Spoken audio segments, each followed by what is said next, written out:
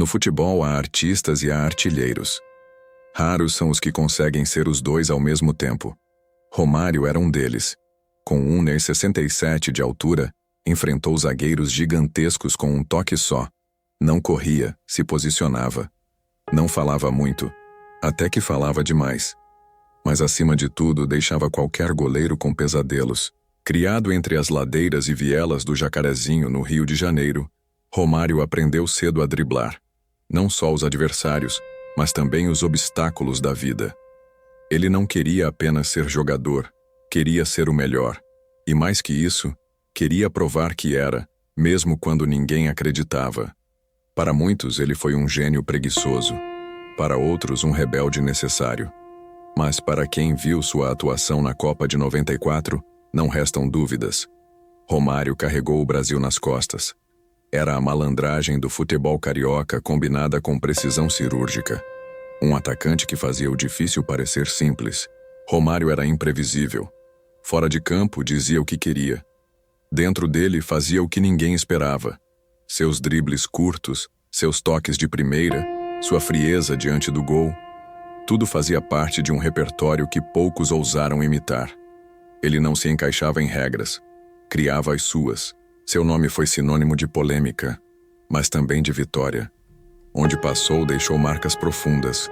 No Vasco, no PSV, no Barcelona, no Flamengo, no Fluminense. Mas foi com a camisa amarelinha que ele se tornou eterno. O Brasil vivia um jejum de 24 anos sem Copas. E foi o baixinho quem nos levou ao topo novamente. Não era afeito a treinos longos. Preferia a praia, a noite, o samba. Mas no jogo decisivo estava lá, pronto para resolver. E resolvia. Gênio ou irresponsável? Os dois. E talvez seja isso que o torna tão fascinante. A imperfeição humana combinada ao talento divino. Neste vídeo vamos mergulhar na vida de Romário. Desde as peladas no asfalto quente do Rio até o estrelato europeu. Das brigas nos bastidores às glórias nos gramados. Vamos descobrir como esse atacante debochado e genial virou um dos maiores ídolos do futebol mundial. Prepare-se para conhecer o homem que dizia: treino é treino, jogo é jogo, e que transformou cada toque na bola em arte. Esse é Romário, o artilheiro que não precisava correr. Bastava estar no lugar certo, na hora certa, e o gol era certo. O baixinho imortal. Romário nasceu no dia 29 de janeiro de 1966, no coração da zona norte do Rio de Janeiro, no bairro de Jacarezinho. Filho de Edevair, um operário da construção civil, e Lita, dona de casa, cresceu em um ambiente humilde, cercado de dificuldades, mas também de uma cultura vibrante e apaixonada por futebol. Desde cedo mostrava talento nas peladas da rua, onde o asfalto quente servia de gramado e o gol era marcado por chinelos ou pedras. Ainda criança, Romário já exibia uma habilidade incomum com a bola. Driblava garotos maiores com facilidade, usando movimentos curtos e rápidos que pareciam instintivos. Era um futebol de rua, espontâneo e criativo, que moldou seu estilo. Não demorou para que começasse a se destacar entre os meninos da vizinhança, chamando a atenção de olheiros e treinadores locais. Aos 13 anos, entrou para o Olaria, um clube tradicional do subúrbio carioca. Foi ali que deu os primeiros passos no futebol organizado, aprendendo a lidar com disciplina tática e treinos mais rígidos. Mas mesmo em um ambiente mais estruturado, Romário mantinha seu espírito livre e irreverente. Não gostava de correr à toa, evitava treinos exaustivos, mas era impossível ignorar o que fazia com a bola nos pés. Logo seu talento o levou ao Vasco da Gama, clube pelo qual torcia desde pequeno. No início da década de 1980, ingressou nas categorias de base e rapidamente se tornou destaque. Sua estatura não impressionava, mas sua movimentação dentro da área, frieza diante do goleiro e senso de posicionamento eram dignos de veterano. Ele sabia exatamente onde a bola ia cair, e estava sempre lá para empurrá-la para o gol. A estreia no time profissional veio em 1985, e Romário não decepcionou. Marcava gols com naturalidade, como se fosse fácil. No ano seguinte, Ajudou o Vasco a conquistar o Campeonato Carioca e se firmou como um dos atacantes mais promissores do Brasil. Era ágil, imprevisível e fatal dentro da área. Começava a nascer o baixinho que mudaria a história do futebol brasileiro. Mas não era apenas o futebol que chamava a atenção. Sua personalidade forte e autoconfiança beirando a arrogância começaram a se destacar também. Ele falava o que pensava, enfrentava treinadores, contestava regras. Para uns, era um problema. Para outros, um gênio incompreendido. E para a torcida, era o novo ídolo. O Vasco foi a vitrine para que o mundo visse Romário. A cada temporada, seus gols aumentavam. E os boatos sobre uma ida à Europa começaram a ganhar força. Ele sabia que era bom. E queria provar isso no palco mais difícil. Não demorou para que uma proposta tentadora surgisse do futebol holandês. Romário estava pronto para voar. Com os pés firmes no chão e o olhar fixo no gol, ele deixava o Brasil com a promessa de voltar como ídolo. E cumpriu. Mas antes disso, ele teria que conquistar a Europa e se tornar lenda em campos bem mais distantes do que os becos do Jacarezinho. Em 1988, Romário embarcava para a Europa com um objetivo claro: mostrar ao mundo que o baixinho era gigante dentro da área. O destino foi o PSV Eindhoven, da Holanda, um clube que já tinha tradição em apostar em talentos brasileiros. A adaptação ao frio, ao idioma e ao estilo de jogo europeu não foi fácil. Mas bastava a bola rolar para que ele fizesse o que sabia de melhor: gols. Logo na primeira temporada, Romário mostrou seu cartão de visitas. Com dribles curtos, arrancadas imprevisíveis e um instinto matador, começou a empilhar gols no campeonato holandês. Seus números eram impressionantes. Mais de 30 gols por temporada se tornaram rotina. Em 5 anos no PSV, conquistou 3 campeonatos nacionais e foi artilheiro do time em quase todas as competições que disputou. A Holanda o viu crescer como atleta e consolidar sua fama de matador. Mas também testemunhou sua personalidade polêmica. Faltava a treinos, discutia com técnicos e vivia às turras com a disciplina europeia.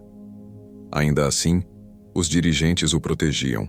Afinal, ele entregava o que mais importava: vitórias. Era difícil disciplinar um jogador que resolvia jogos sozinho.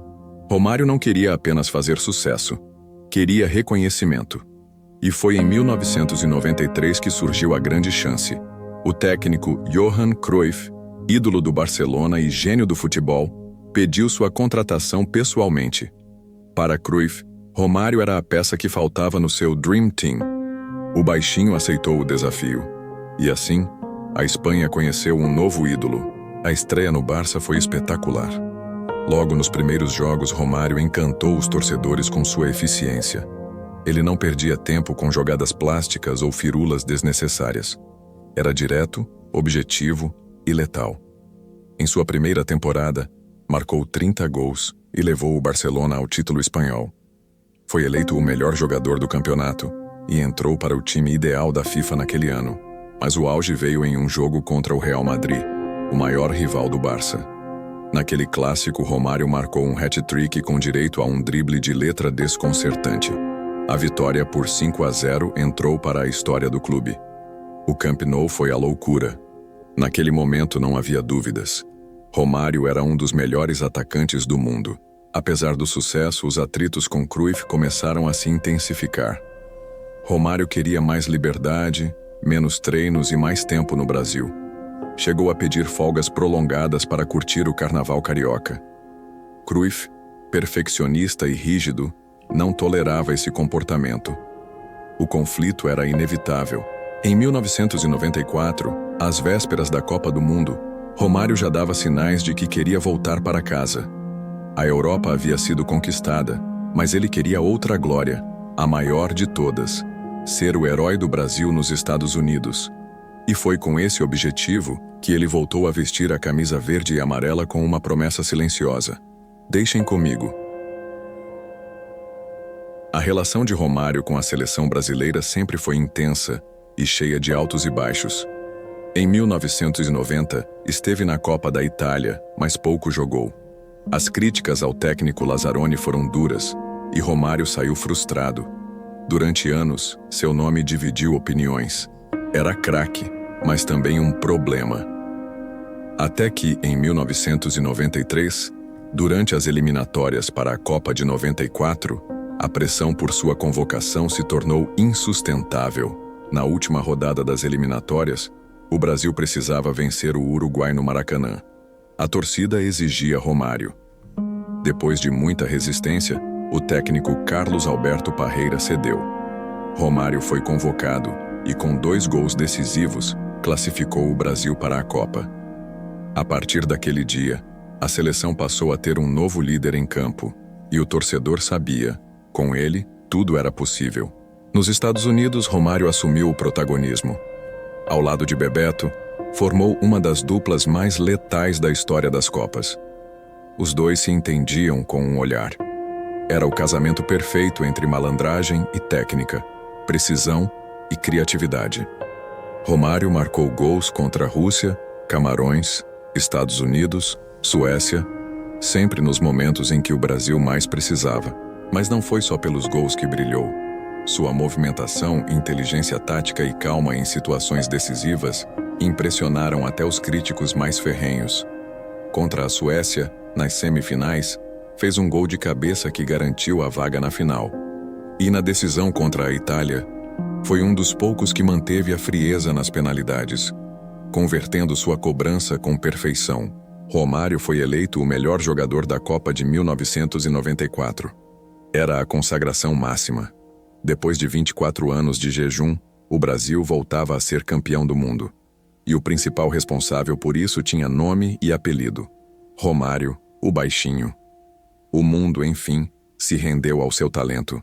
De volta ao Brasil, foi recebido como herói. Desfilou em carro aberto, virou tema de música, capa de revistas e ganhou o coração do povo. Nas entrevistas, soltava frases que viraram lenda. Se não fosse eu, o Brasil não seria campeão. Arrogância para alguns, sinceridade para muitos. O fato é que ele tinha razão. Apesar do auge, os anos seguintes na seleção seriam conturbados. Brigas com a comissão técnica, lesões e polêmicas o afastaram da Copa de 1998. Para muitos, sua ausência naquela final contra a França foi decisiva. Mas, mesmo fora de campo, seu nome ainda era sinônimo de esperança para a torcida brasileira. A Copa de 94 selou o legado de Romário como um dos maiores atacantes da história do futebol. Seu estilo irreverente, sua precisão letal e sua coragem diante da pressão o tornaram símbolo de uma geração. O menino do Jacarezinho havia conquistado o mundo, com gols, carisma e malandragem. Depois de conquistar o mundo com a seleção e brilhar na Europa, Romário decidiu voltar ao Brasil. Era 1995, e seu destino foi o Flamengo. A expectativa era enorme. O país queria ver de perto o craque que tinha feito história no Barcelona e carregado a seleção nas costas. E, como sempre, Romário chegou fazendo barulho, tanto com a bola nos pés quanto com suas declarações. No Flamengo formou duplas ofensivas de peso, como com Edmundo e depois com Sávio. Os jogos do rubro-negro lotavam estádios, e Romário continuava fazendo o que sabia de melhor: gols. Mas sua passagem também foi marcada por conflitos. Discutiu com técnicos, teve atritos com dirigentes e foi constantemente criticado pela imprensa por seu comportamento fora de campo. Ainda assim, seus números não mentiam. Romário era sinônimo de gols. A cada temporada acumulava artilharias em campeonatos cariocas e brasileiros. Após desentendimentos com o Flamengo, voltou ao Vasco, onde viveu uma das fases mais intensas de sua carreira. Entre 1998 e 2000, liderou o time em grandes conquistas como a Libertadores e o Campeonato Brasileiro. Nesse período, a parceria com Edmundo rendeu frutos e polêmicas. Os dois tinham personalidades fortes e chegaram a protagonizar discussões públicas. Mas dentro de campo, quando se entendiam, eram mortais. Romário parecia viver uma segunda juventude, encantando torcedores e enlouquecendo zagueiros com seus movimentos curtos e finalizações precisas. No início dos anos 2000, o Baixinho passou por vários clubes. Jogou no Fluminense, voltou ao Flamengo, foi para o Al-Sadd, no Catar, e até teve uma breve passagem pelo futebol americano. Mas a essência era a mesma. Romário entrava em campo e deixava sua marca. Mesmo com o corpo já longe do auge, sua mente seguia afiada. Ele sabia onde a bola ia cair e sempre estava um segundo à frente dos adversários. Um dos momentos mais marcantes dessa fase foi sua busca pelo 1000º gol. A contagem era polêmica, com muitos contestando os critérios usados. Mas para Romário, cada gol, fosse em amistoso ou final, tinha valor. E sua persistência em alcançar essa marca virou uma saga acompanhada por todo o país. Em 2007, no estádio de São Januário, diante do Vasco, Romário marcou de pênalti o que ele considerava seu gol número 1000. A comemoração foi emocionante. Chorou, ajoelhou, agradeceu. Não era apenas um número, era um símbolo de sua longevidade, consistência e dedicação ao futebol. Mesmo cercado de controvérsias, Romário mantinha o carinho da torcida. Era o anti-herói favorito do povo. Nunca quis ser exemplo, queria ser decisivo. E conseguia. Em qualquer time, em qualquer idade, com qualquer camisa. Porque no fim, bastava uma bola na área e ele resolvia. Na reta final da carreira, Romário seguiu fazendo aquilo que mais sabia: marcar gols. Mesmo com idade avançada para o futebol, ele permanecia uma ameaça constante dentro da área. Sua velocidade já não era a mesma, mas o faro de gol continuava intacto. Ele não precisava correr, precisava apenas de uma chance. E ela quase sempre se transformava em bola na rede. Nos últimos anos como jogador, Romário passou por uma série de clubes, tanto no Brasil quanto fora. Vestiu novamente a camisa do Vasco, teve passagens pelo América RJ, clube que seu pai amava, e até chegou a atuar como jogador-treinador. Sua presença em campo já era simbólica. Cada jogo podia ser o último. Mas enquanto estivesse com chuteiras, o gol estaria sempre ao seu alcance. Em 2007, veio o momento mais emblemático dessa fase: o 1000º gol. Embora a contagem fosse questionada por parte da mídia e de especialistas, Romário manteve sua postura firme. Para ele, cada gol fazia parte de sua jornada. E naquele dia especial, no estádio de São Januário, um pênalti convertido se tornou história. Ao alcançar a marca que poucos ousaram perseguir, chorou, agradeceu e se ajoelhou diante da torcida que sempre acreditou nele. Depois do 1000º gol, Romário passou a fazer aparições pontuais em campo. Já não havia pressão por rendimento. Sua simples presença era celebrada pelos torcedores. Cada estádio em que pisava o tratava como lenda. E de fato era. Não apenas pelos números, mas pelo impacto cultural que provocou no futebol brasileiro. O baixinho virou referência para uma geração inteira de atacantes. Seu estilo único, de poucos toques, decisões rápidas e movimentação letal, foi estudado, copiado e reverenciado. Mesmo com suas controvérsias fora de campo, dentro dele era inegável. Romário sabia como poucos transformar um toque em poesia. Ao se aposentar oficialmente, deixou um vazio no futebol brasileiro. Um tipo de jogador como ele não aparece com frequência. Sua genialidade era indomável. Ele não se encaixava em esquemas táticos, mas obrigava os técnicos a se adaptarem a ele. Era o desequilíbrio que todos temiam, e todos queriam no time. Fora dos gramados, Romário passou a ser homenageado por onde passava. Recebeu prêmios, teve jogos comemorativos e viu seu nome eternizado na história do esporte. Sua imagem passou a representar mais que um atacante goleador. Era a imagem da irreverência brasileira, da genialidade popular, do craque que veio do povo e jogou para o povo. Romário deixou os gramados, mas jamais saiu da memória do torcedor. Seu nome ainda ecoa nas arquibancadas, nas conversas de bar, nos programas esportivos. Porque lendas não se aposentam, elas apenas mudam de lugar. E Romário, com toda a sua malandragem, talento e ousadia, encontrou o seu, no coração de quem ama o futebol. Romário não foi apenas um grande jogador. Foi uma revolução dentro das quatro linhas. Em uma época em que o futebol começava a ser engessado por esquemas táticos e atletas robóticos, ele lembrava ao mundo que o jogo ainda podia ser decidido por um toque, um drible curto, um lampejo de gênio. Sua simplicidade era sua arma. Não fazia firulas, fazia história. Ele redefiniu o conceito de atacante. Não era alto, não era veloz, não tinha físico de gladiador. Mas tinha visão, inteligência e uma precisão que beirava o sobrenatural. Sabia se posicionar como ninguém. Antecipava jogadas. Enganava zagueiros experientes com um simples olhar. E quando a bola chegava, bastava um toque. Era gol. Mas sua lenda não foi construída apenas pelos números. Foi construída pela atitude. Romário nunca abaixou a cabeça. Nunca se curvou à autoridade. Se discordava, falava. Se queria descansar, descansava. Se não queria treinar, não treinava. Muitos o criticavam por isso, mas poucos tinham a coragem de ser tão autênticos em um mundo que cobra obediência. Ele também foi símbolo de representatividade. Veio da favela, do asfalto quente, das dificuldades. Não estudou em grandes escolas, não teve carreira polida. Teve que vencer o preconceito, a descrença e o julgamento. E venceu. Com sua maneira única de ser, abriu caminho para milhares de jovens que sonhavam em mudar de vida com a bola nos pés. Ao longo da carreira, Romário colecionou títulos, artilharias, troféus individuais e recordes. Mas seu maior feito talvez tenha sido emocionar.